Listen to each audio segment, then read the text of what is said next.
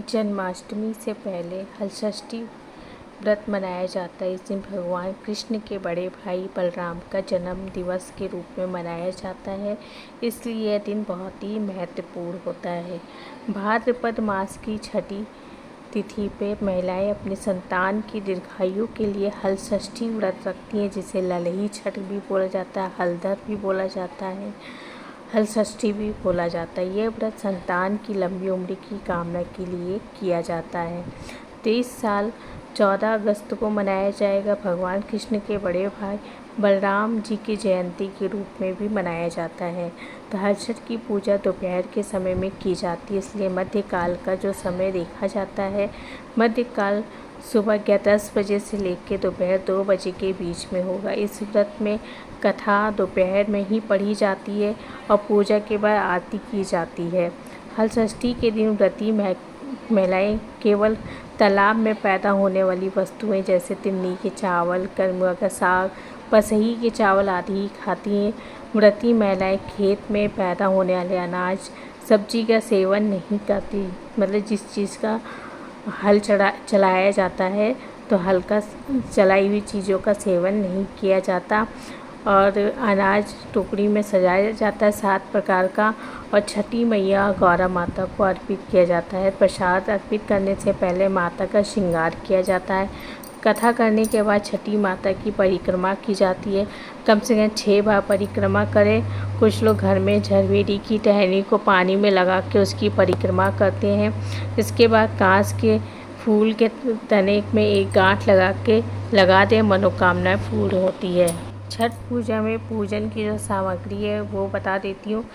इसमें बिना हल जोते हुए ज़मीन से उगा धान का प्रयोग किया जाता है, जैसे पसही के चावल होता है, महुआ के पत्ते होते हैं, महुआ का जो फल होता है, भैंस का दूध होता है, दही, घी, गोबर भैंस का ही होना चाहिए, ज्वार की धानी, मिट्टी का दीपक, धूप, फूल, फल, पान, लौंग, इलायची, दुर्वा, कपूर, अक्षत, सुपारी, नारियल, कलावा, लाल चुनरी, लाल वस्त्र, लाल चंदन, गौर माता की प्रतिमा या चित्र श्रृंगार का सामान शामिल किया जाता है।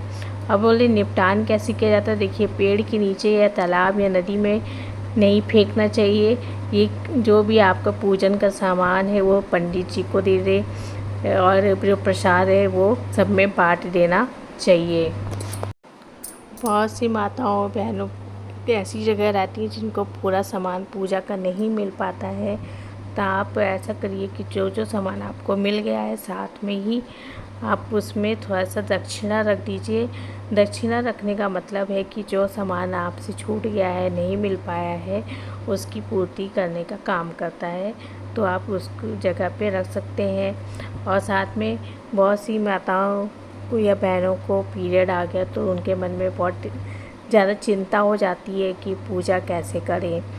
अब मतलब घर पे कोई नहीं है, अकेली रह रही हैं, तो क्या करें। तो देखिए, आप अकेले हैं तो आपको ज़्यादा सोचने की ज़रूरत नहीं है। आपको मानसिक रूप से पूजा करनी है, मानसिक रूप से मंत्र वगैरह पढ़ते रहिए। साथ में पूजा का कोई भी सामान हाथ से नहीं लगाना है, लेकिन पूजा व्रत रखना है आपको, और जैसे आप व्रत रखती हैं, जो खाती हैं वो वैसे ही करना है। अगर घर के कोई सदस्य है, बड़ा या छोटा कोई भी है, ननद या जेठानी, देवरानी कोई भी है, आप उनसे भी पूजा करवा सकते हैं। इसमें दिक्कत वाली बात नहीं है।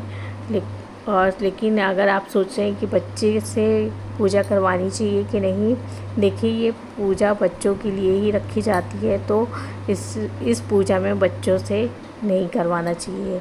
ये या तो आप स्वयं करेंगी या तो फिर आप घर के किसी सदस्य से करवाइए, या आप आस पड़ोस में सबके साथ मिलके अगर ये पूजा कर रही हैं तो उनसे भी ये पूजा करवा सकती हैं, लेकिन पूजा छूने की मनाही होती है।